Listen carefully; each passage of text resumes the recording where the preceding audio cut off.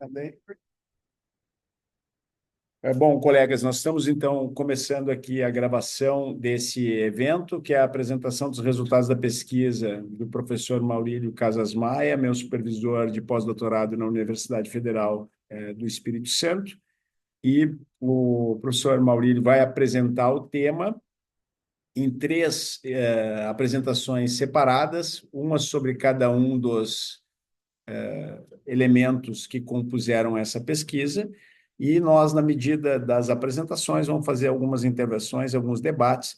A gente tem aqui alguns alunos do programa de pós-graduação e da graduação assistindo ao evento, e na medida em que vocês forem tendo interesse, podem intervir também pelo chat, fazerem perguntas pelo chat. Professor Maurílio, vamos fazer a troca das cadeiras. Você senta aqui e tens a palavra. Só pode vir, eu vou para ele, eu passo por cima ali do fio. Ótimo. De equilíbrio aqui. Uma boa e velha.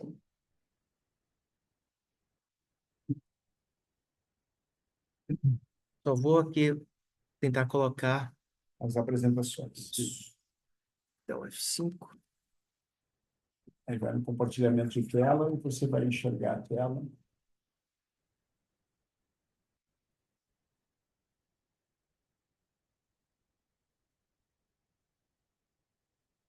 Curiosamente, eu estou dando F5 e não transforma. Será que o atalho é outro aqui, professor, para colocar em apresentação? Vamos na metodologia antiga. Foi. Agora, compartilhar aqui.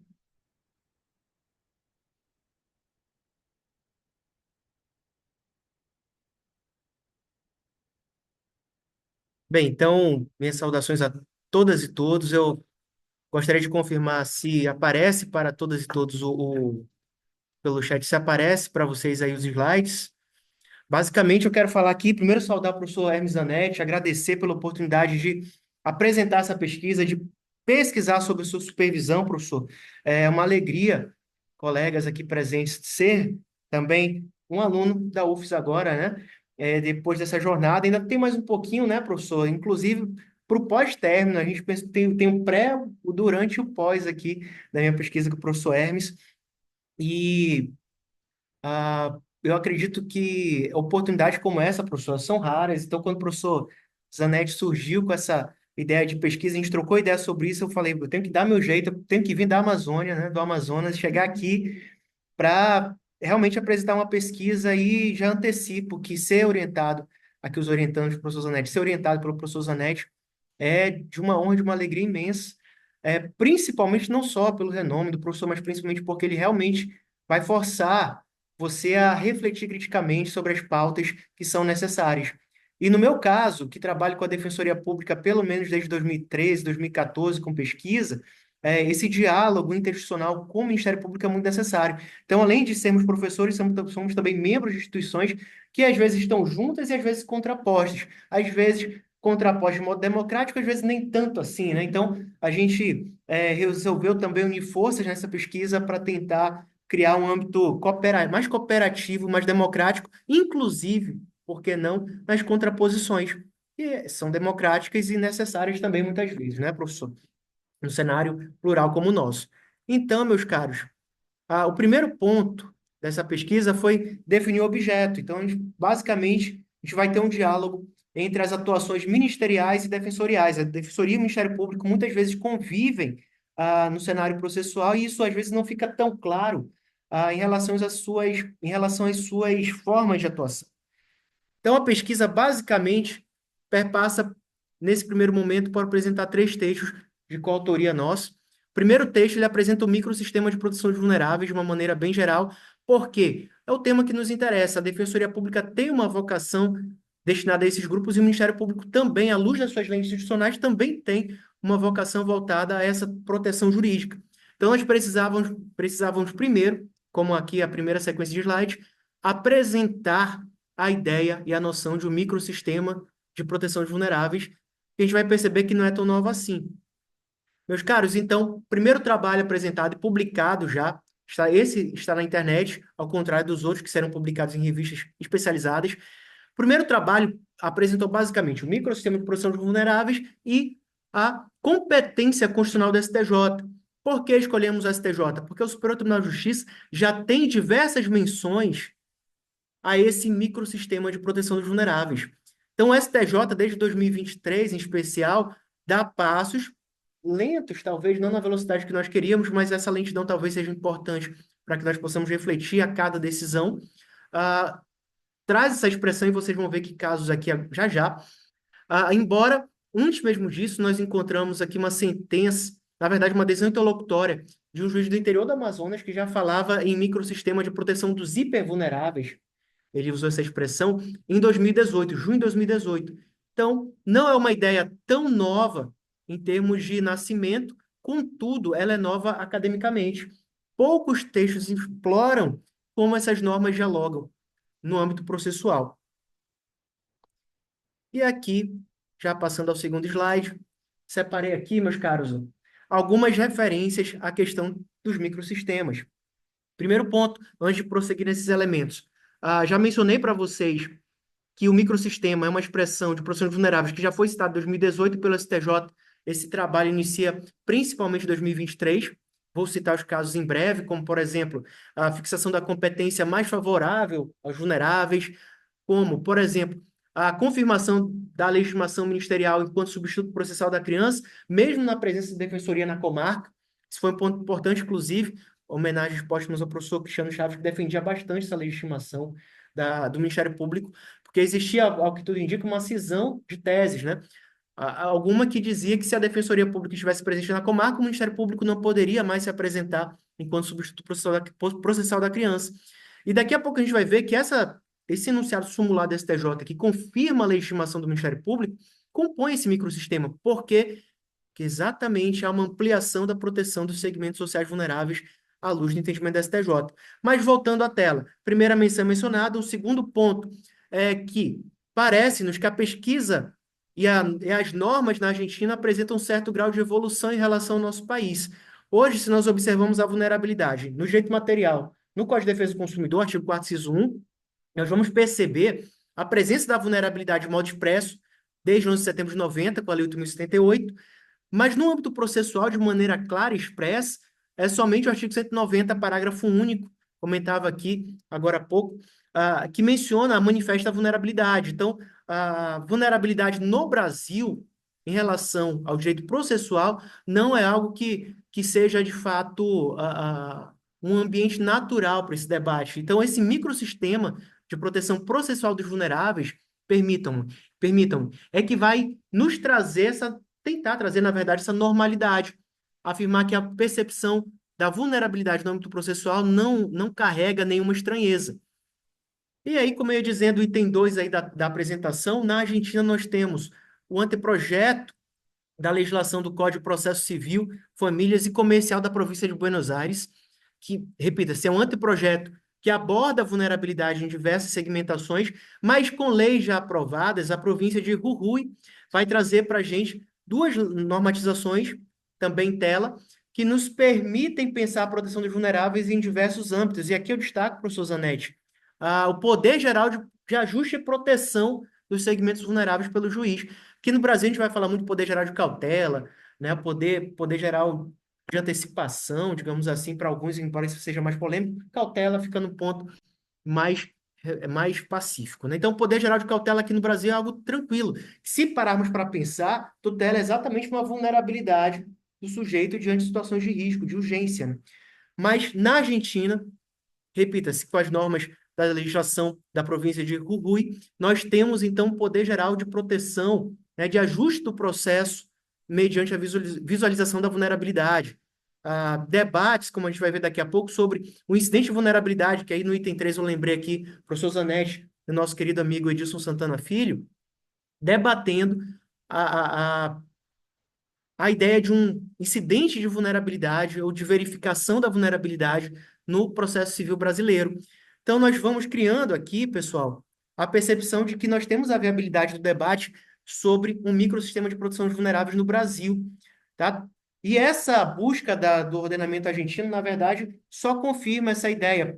Por quê? Se nós pensarmos em alguns autores que eu vou citar mais à frente, como a professora Fernanda Tartucci, professor Paulo Valério da Pai Moraes, já se trabalha com dimensões da vulnerabilidade que impactam no processo. O professor Paulo Valério, desde 99, com a dimensão jurídica da vulnerabilidade no âmbito processual, e de modo aprofundado, a professora Fernanda Tartucci, desde 2012, no seu livro Igualdade e Vulnerabilidade no Processo Civil.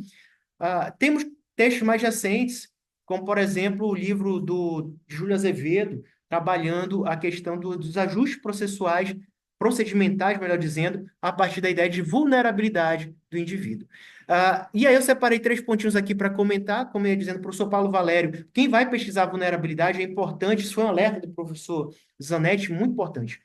O professor Paulo Valério da Pai Moraes, no seu livro sobre Código de Defesa do Consumidor e Vulnerabilidade, desde 99, a primeira edição do livro, que hoje está na terceira edição, já trabalha dentro da vulnerabilidade jurídica essa dimensão processual, trabalhando com aquela questão de Mark Galanter, os litigantes eventuais, litigantes habituais, como há uma discrepância entre os players nesse caso e como isso pode acarretar em vulnerabilidades. E o consumidor, nesse caso, é, no mais das vezes, o litigante eventual, que tem essa discrepância de poderes para com o fornecedor de serviços.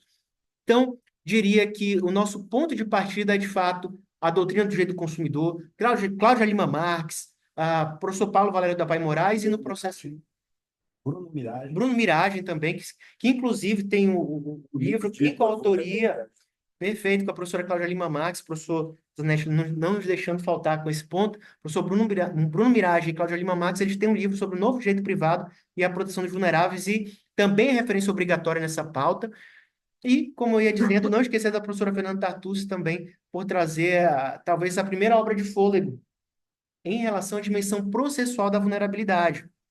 O segundo item, eu lembrei aqui mais recentemente, o professor Fred G., professor Leandro Fernandes, quando eles trabalham um capítulo específico, que inclusive já foi objeto de debate nas aulas do professor Zanetti, exclusivamente sobre a proteção de vulneráveis. E aqui eu deixo uma curiosidade, né? Os instrumentos de soft law, tanto internacionais quanto internos, e inclusive do Conselho Nacional de Justiça, têm encontrado muita força nesses debates para reforçar a ideia de um microsistema de proteção de vulneráveis. Ou seja, nós não debatemos uma ideia de um microsistema todo voltado à proteção de sujeitos mais frágeis, fragilizados, vulnerabilizados, sem que se possa esquecer do CNJ. Então, nós precisamos falar do Conselho Nacional de Justiça, no âmbito interno, com suas normas, o Conselho Nacional do Ministério Público também. As defensorias públicas, como não tem um órgão central, costumam ter normativa mais esparsas, então seriam mais interessantes de serem estudadas no plano estadual e, eventualmente, no plano federal, normativas da DPU. Mas, em termos de centralização, nacionalização e uniformização, CNJ e CNMP têm forte inspiração aqui na nossa pesquisa para conformar um microsistema de proteção de vulneráveis. Maurílio, mas você falou em soft law, cadê o direito internacional? Sem regras de Brasília. As regras de Brasília para acesso à justiça das pessoas em situação de vulnerabilidade é provavelmente o soft law mais importante nesse contexto. Já tem a atualização mais recente, próximo de 2020. A ANADEP difundiu também essa atualização. Então, é importante que, se pretendemos debater e discutir a formação de um microsistema de proteção de vulneráveis, nós precisamos conversar também sobre soft law internacional e nacional. O último ponto dessa tela, gente, é que processo civil dos vulneráveis. Há um termo que eu encontrei no texto do professor Zanetti e do professor Edilson Santana, em conjunto, em coautoria, para destacar que existe sim um processo civil que reconhece que parte do pressuposto da desigualdade entre os litigantes. Então, sujeitos vulnerabilizados, hipervulnerabilizados, como se fala muito em direito do consumidor, precisam também ter essa dimensão reconhecida em relação às suas desigualdades, disparidades de poderes, para que nós possamos conversar sobre esse processo civil dos vulneráveis. Meus caros, seguindo aqui, são só 8 slides em cada grupo de apresentação, tá? E aqui eu destaquei algumas decisões que o STJ proferiu em relação a esse microsistema. Diria que o maior destaque, o primeiro destaque, na verdade, em tela os julgados, vocês vão perceber que na primeira coluna nós temos conflitos de competência. Então, o STJ foi questionado sobre competência para julgar e processar, no primeiro caso, a proteção de uma criança vítima, e no segundo caso, a proteção da mulher vítima. Então, nós tínhamos aí um diálogo, inclusive, das fontes, como eu vou mencionar já já, entre normas de proteção da criança, de proteção da mulher, há uma tendência hoje no STJ de promover um diálogo normativo, um diálogo das fontes, citando Eric James, citando a professora Cláudia Lima Marques aqui, entre normas de caráter protetivo. Isso quer dizer que o Estatuto da Criança e do Adolescente, o Estatuto da Pessoa Idosa, o Código de Defesa do Consumidor, eventualmente, a depender do contexto, a Lei 11.340, chamada de Lei Maria da Penha, podem eventualmente convergir e dialogar para fins de maximização da proteção dos vulneráveis. E aqui um parênteses feito por mim, professor Zanetti, em um dos textos, é preciso ter cuidado também. Nós não podemos importar de uma normativa de proteção de um vulnerável específico para outro vulnerável regras sem o devido cuidado hermenêutico, adequação constitucional. Porque, obviamente, há situações bem discrepantes na tutela, por exemplo, de um consumidor e de uma mulher em situação de violência doméstica. Uma pessoa LGBTQIAPN+, uma pessoa idosa. Então, essas regras dialogam, mas é preciso que se faça com responsabilidade para não criar aí uma corruptela da proteção dos vulneráveis que venha enfraquecer o microsistema e não fortalecê-lo. Fizemos esse alerta para que não se realize importações inadvertidas. É preciso reconhecer que também os segmentos vulneráveis representam coletividades heterogêneas, diferentes entre si, e até à medida em que elas se igualam, podemos importar as proteções normativas entre elas. Então, no primeiro caso, como eu disse, primeira coluna, nós temos a proteção de vítimas, crianças e vítimas mulheres, a partir da lógica do juízo imediato. Então, o juízo que teria competência para julgar medidas protetivas de proteção à criança vítima e à mulher vítima são referentes àquele juízo que se encontra na localidade em que se encontra essa pessoa vítima. Então, essa lógica do juiz imediato serve para tutelar as necessidades jurídicas imediatas dessas pessoas em situação de vulnerabilidade. Então, o STJ afasta a competência, de repente, em razão do local do fato criminoso ou do local em que se encontra o réu, para garantir que, ao menos em relação às medidas de proteção, nós vamos encontrar aí o juiz imediato como aquele mais próximo à pessoa vítima. Então, essa é a primeira referência, professor Zanetti. No STJ é um microsistema de proteção de vulneráveis. O segundo bloco aqui eu ressaltei fortalecimento da legitimação ministerial, enunciado sumular 594, já mencionado agora há pouco, quando o STJ vem e diz, olha, independentemente da presença de defensoria pública para representar a criança, o Ministério Público permanece com a sua legitimação enquanto substituto processual para promover, por exemplo, ações de alimentos em favor da criança. E aqui é uma curiosidade, né? O que se tentava, geralmente, um exemplo aqui aleatório, de repente o pai que não queria pagar aquela pensão alimentícia se via demandado pelo Ministério Público, o argumento dele muitas vezes era o seguinte, olha, em relação à ação civil ex delito, o artigo 68 do Código de Processo Penal se encontra em trânsito para inconstitucionalidade, a chamada inconstitucionalidade progressiva. Então, tentava se fazer uma analogia para o Sosanetti, que era basicamente a ideia de que, se lá, onde tem defensoria pública, ela que vai representar o necessitado econômico e propor uma ação civil ex delito, por que aqui com a criança não? E aqui, outro parênteses, entra um segundo texto em relação ao microsistema de proteção de vulneráveis e o Ministério Público, também escrito em coautoria com o professor Zanetti, em que o caráter da indisponibilidade dos direitos da criança é um fator de legitimação do Ministério Público nesse caso. Então, não é a presença ou ausência da Defensoria Pública que vai afastar a legitimação constitucional do Ministério Público diante dessa indisponibilidade subjetiva dos direitos da criança. O segundo julgado aí se refere ao embargo de divergência que, em 2015, confirma a legitimação coletiva da Defensoria Pública, reformando o julgado anterior do próprio STJ, que negava legitimação da Defensoria Pública para a defesa de uma coletividade duplamente protegida, duplamente vulnerabilizada, que é de pessoas idosas, usuários de plano de saúde, consumidores, que tem a proteção enquanto consumidores, enquanto pessoas idosas. E o STJ confirma essa legitimação coletiva em 2015, após o julgamento do STF na DI 3943, que confirmava também a legitimidade coletiva da Defensoria Pública. E aqui um parênteses, uma homenagem ao professor Fred Dias e ao professor Zanetti. Muito tempo antes da confirmação dessa legitimidade, o professor Zanetti e o professor Dias já mencionavam no seu manual de processo coletivo quanto era importante garantir a democracia processual coletiva nessa legitimação da Defensoria Pública, que hoje muitas vezes é vista em coautoria com o Ministério Público em algumas ações coletivas.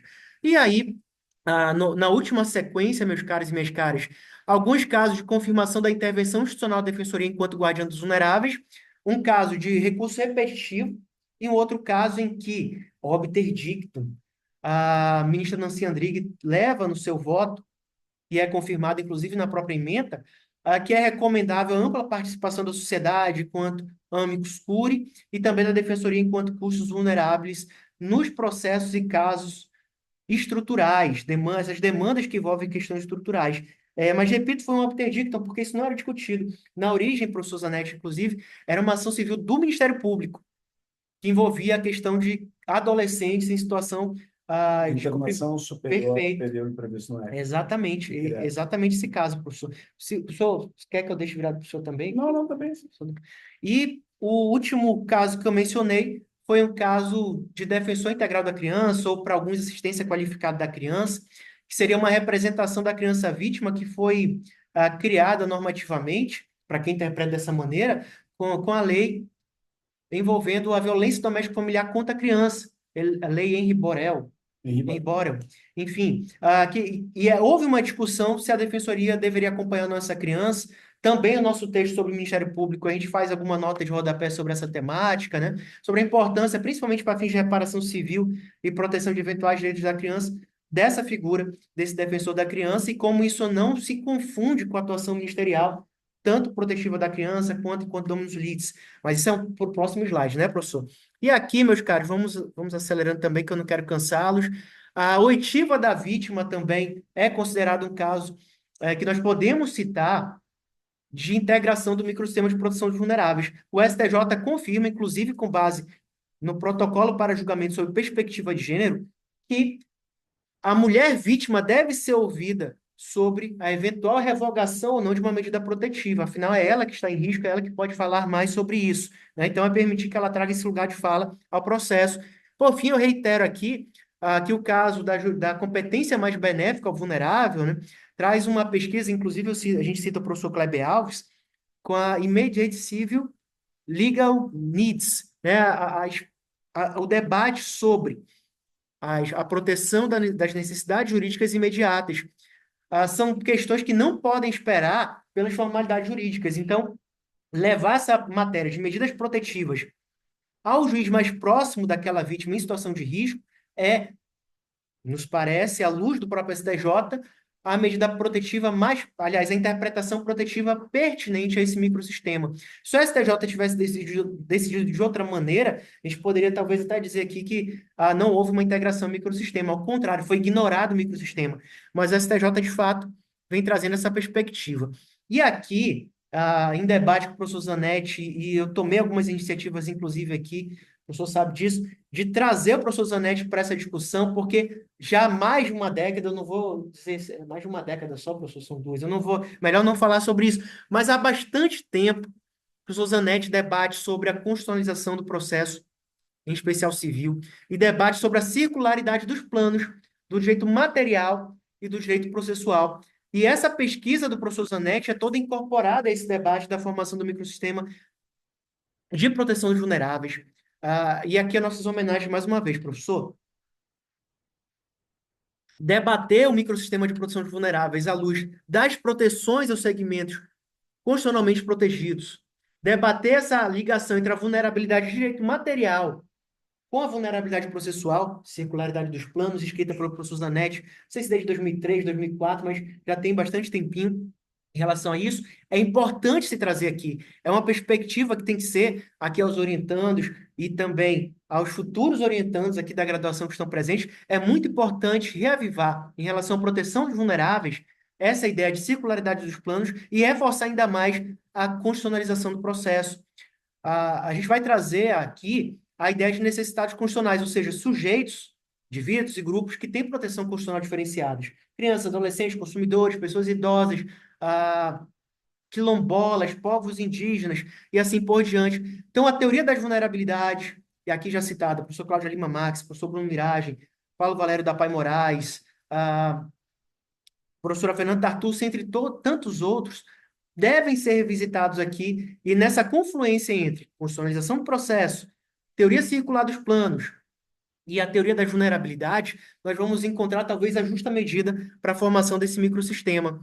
Esse diálogo e a intercomunicação normativa, e aqui na intercomunicação eu cito Júlio Azevedo, em relação ao diálogo das fontes, professor Eric Jaime e professora Cláudia Lima Marques em especial, mas sem prejuízo do professor Bruno Miragem, por exemplo, é preciso dialogar, é preciso promover diálogo entre as normas internacionais incorporadas ao Brasil, o soft law também, a Constituição, as normas, seja a legislação federal, seja a legislação estadual, ou mesmo as normas infralegais, recomendações, devem dialogar para formar esse microsistema. E aqui eu ressalto, professor Zanetti, aqui um agravo no STJ, coloquei o número, que foi um recurso especial, acho que faltou um critério de identificação aqui, mas o número está correto, em que o STJ, para confirmar a legitimação coletiva da Defensoria Pública, em relação à coletividade de pessoas idosas, usou expressamente a teoria do diálogo das fontes, para dizer basicamente o seguinte: olha, de fato, a legitimação coletiva não é expressa no Estatuto da Pessoa Idosa. Contudo, quando o microsistema, e aí eles falam microsistema de processo coletivo, que já está há mais tempo nos debates doutrinários e jurisprudenciais. O microsistema de processo coletivo permite trazer a legitimação coletiva da Defensoria Pública para a defesa dos direitos das pessoas idosas, repita-se, à luz do diálogo das fontes.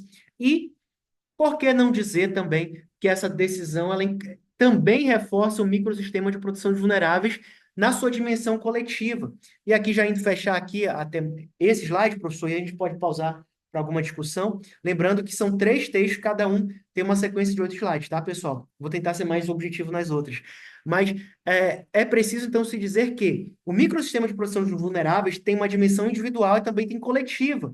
Então, em qualquer cenário que você pretenda discutir até acordos, negócios jurídico-processuais, seja no plano individual ou coletivo, por exemplo, a gente pode dialogar, trazer para esse cenário do microsistema de proteção de vulneráveis, porque, repita, se tem 2 dimensões, e aqui algumas frases que eu considero importantes para essa discussão. Proteção multinível, dos soft laws internacionais até o soft law, por exemplo, interno, passando pela Constituição, tratados internacionais de direitos humanos. Citamos Vitor Fonseca, membro do Ministério Público do Amazonas, inclusive. O STJ tem pioneirismo nesse cenário por reforçar a utilização desse microsistema e por ser um intérprete da lei federal e, portanto, o STJ, de algum modo, que vai trazer a liga para a formação desse microsistema.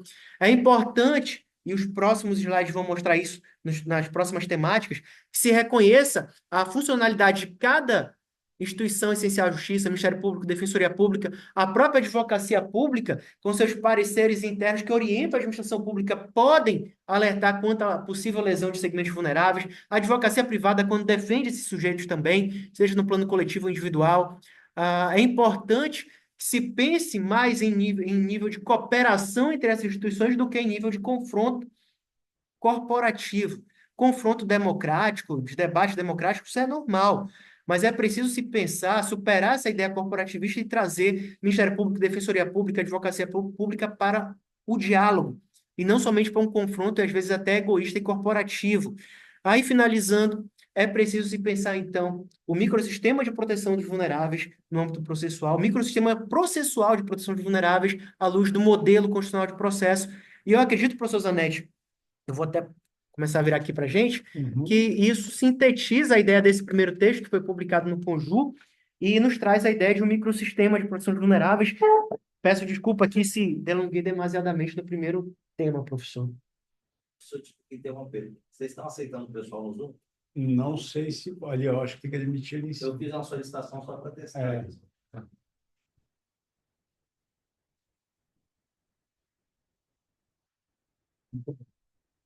Importante que esteja também ficando registrado, gravado, né?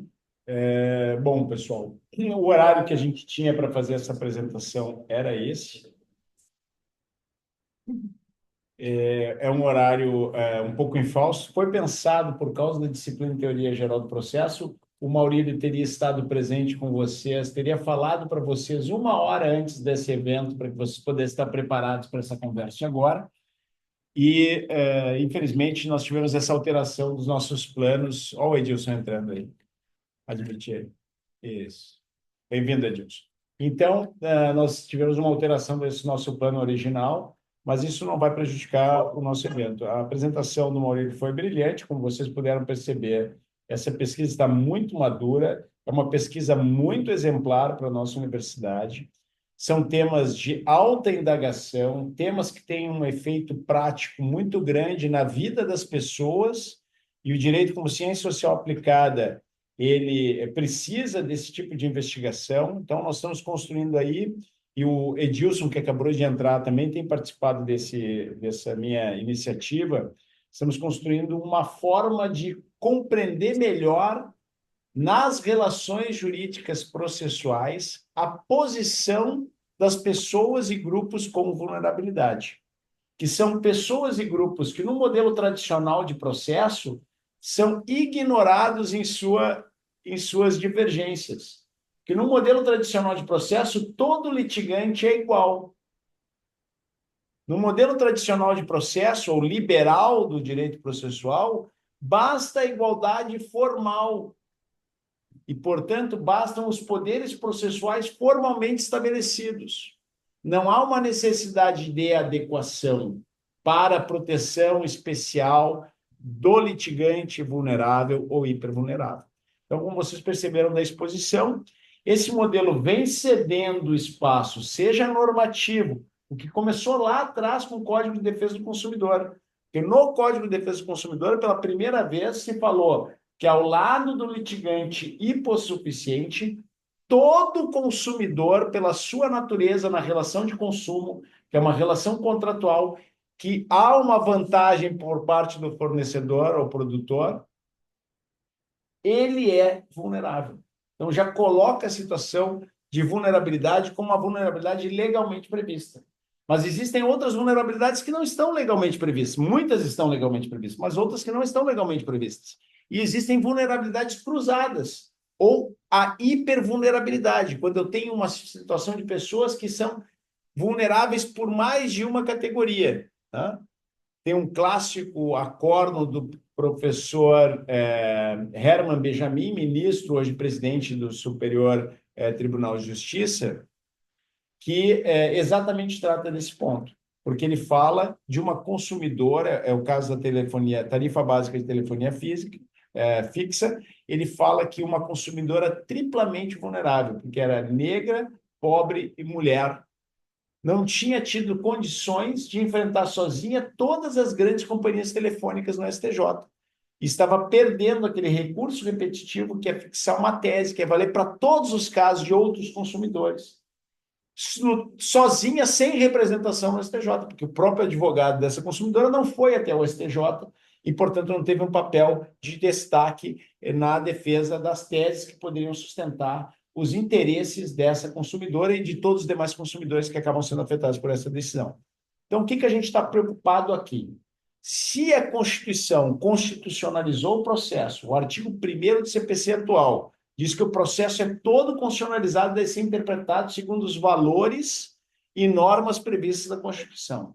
Se a Constituição defende uma igualdade substancial e um acesso à justiça integral, esse acesso à justiça integral e à igualdade substancial tem que alterar a relação processual para permitir uma especial proteção dos vulneráveis, seja com a presença de órgãos públicos vocacionados para a defesa dos vulneráveis, como a Defensoria e o Ministério Público, seja com um papel mais ativo do juiz na gestão do caso, como é o exemplo do incidente de vulnerabilidade, em que o próprio juiz já reconhece posições jurídicas de vantagem para os vulneráveis. E aí vocês podem me perguntar, professor, mas isso é muito teórico, isso ainda não existe nada na lei. Pelo contrário, a lei já vem reconhecendo isso há muito tempo. Lá no Código de Defesa do Consumidor, a questão da inversão do ônus da prova. Agora, no CPC atual, a distribuição dinâmica do ônus da prova. São apenas exemplos de que isso já vem acontecendo. A celeridade dos julgamentos em prol dos vulneráveis, que é prevista em diversos dispositivos do CPC, duração razoável do processo, e outros tantos que eu e o Edilson e o Maurílio estamos trabalhando ao longo desses textos, que depois vocês todos também podem ler. Então, gostei muito da apresentação, acho que tu sintetizou muito bem o problema, Eu mandei no grupo de pesquisa as regras de Brasília, como divulgadas agora na nova alteração. Eu só queria lembrar o conceito de vulnerabilidade que está lá nas regras de Brasília, né? Condição de vulnerabilidade, aquelas pessoas que, por razão de sua idade, gênero, estado físico ou mental, ou por circunstâncias sociais, econômicas, étnicas ou culturais, encontram especiais dificuldades em exercitar com plenitude seus direitos perante o sistema de justiça. Então, é disso que nós estamos tratando aqui. Como essas pessoas têm dificuldades nesses sistemas, têm necessidades não atendidas, unmet legal needs, têm necessidades de tutela, o ordenamento jurídico precisa, internamente, até por força de convenções internacionais, se adequar a essas necessidades de tutela, prestar uma tutela efetiva a essas pessoas. Vou deixar aberto aqui 1 minuto ou 2 para a gente fazer perguntas. Nós vamos ter que entrar de novo com o Zoom depois, porque o nosso Zoom está acabando. A gente pode aproveitar esses 5 minutos finais aqui para encerrar esse, e aí já inicia a gravação do Isso, slide. vamos fazer isso. Aí agora a gente pode abrir aí para 2, 3 perguntas muito rápidas. Por favor, Júlia. Gente, assim, me chamou a atenção e uma coisa que a gente já estava discutindo, eu e o Raul, sobre o protocolo, né, do CNJ a respeito do julgamento sobre o Está aberto aqui que eu estou lendo ele. Que eu lembrei disso. sobre o julgamento com perspectiva de gênero. E aí, nesse caso, na seara processual, em que as vítimas de crimes sexuais, né? Eu acredito que tenham características de soft law, mas eu gostaria de saber, assim, em que medida isso poderia se ampliar para que fosse considerado também, sob essa perspectiva, em outras searas, e enfrentando assim, o tema a respeito desse tratamento que, por exemplo, através de uma das portas, de Justiça Multiportas, a ODR da Fundação Renova deu esse tratamento discriminatório de violência institucional contra as mulheres, e em que medida isso tem uma conversa, ou se aplica só ao processo penal. Talvez até aquilo que só soft law, né? Mas assim, se há outras fontes para a proteção dessas mulheres nessa seara. Posso, professor? Claro. A pergunta da Júlia me parece muito pertinente e importante também, né? A gente começa a perceber, a partir da tua pergunta, os reclames de trazer o microsistema, de ampliar o alcance do microsistema, né? Então, qual é a lógica do microsistema? É permitir que o pensamento que já se aplica, por exemplo, a medida de tutela diferenciada ali no processo penal ou mesmo no processo civil, que possam dialogar e, eventualmente, até repercutir em processo administrativo, processos de negociação, né? E aí, pensando com o direito antidiscriminatório, nesse caso que você falou, a discriminação, ela vulnerabiliza. Então, a gente pode incluir o debate antidiscriminatório dentro do microsistema de tutela de proteção de vulneráveis. Então, não sei se respondo a tua pergunta, mas quando o professor Zanetti leu aqui as 100 regras de Brasília, e ali leu um conceito de vulnerabilidade atualizado, a gente percebe que, nesse exemplo que você trouxe, criou-se barreiras para o exercício de direitos por mulheres. Então, o Que conceito de está vulnerabilidade plenamente tá aí. incompatível com a ideia do conceito de vulnerabilidade das regras brasileiras. Então, Exatamente. seguindo aqui a lógica do trabalho que a gente tem feito e da apresentação do Maurílio, o que me parece, até a Sofia não está aqui, que estava na aula deles de TGP, ela falou, quando eles vêm para a faculdade, quando o aluno vem para a faculdade, ele pensa que direito é lei.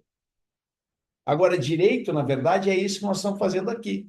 É trabalhar com as diversas fontes do ordenamento jurídico, sejam elas legislativas, portanto, hard law, sejam elas orientativas, portanto, soft law, tratados, convenções internacionais são hard law, mas as regras de Brasília são soft law.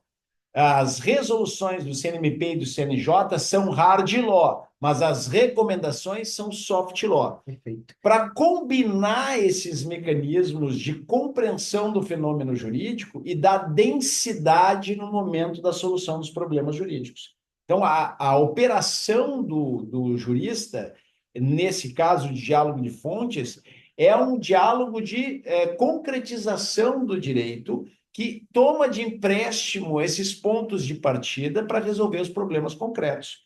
E o que a soft law tem de grande vantagem é que ela vai introduzir uma mudança cultural que também depende da nossa aceitação. E ao depender da nossa aceitação, ela gera mais engajamento por parte dos operadores do direito, por aqueles que estão trabalhando dentro do sistema. Nós estamos quase terminando aqui o nosso tempo, mas eu queria dizer que é muito comum a soft law fomentar decisões judiciais que venham a se tornar precedentes vinculantes. Então, quando nós temos a filtragem do ordenamento jurídico através do Poder Judiciário, e aí a teoria circular dos planos, que leva um problema jurídico que não tinha uma solução dada dentro da lei, de maneira clara e unívoca, a ser discutido com o uso de soft law, e o judiciário presta uma solução que tem caráter de universalidade, que foi dentro de um precedente normativo formalmente vinculante, nós retornamos ao ordenamento jurídico a partir da soft law, hard law, porque o precedente ele é vinculante, ele é hard law. Tá? Então, há um diálogo aqui de circularidade e que é o típico diálogo de qualquer ordenamento jurídico. Né? Alguns com reconhecimento mais ou menos forte para precedentes, mas esse diálogo acontece a todo momento, de qualquer forma. Então, acho que nós podemos encerrar por aqui e Perfeito, abrir professor. o próximo slide, só vou te pedir para te concentrar a apresentação dos próximos dois. Tá. Tá Bom. bem? Então, Vamos encerrar aqui. Edilson, nós vamos te mandar outro link.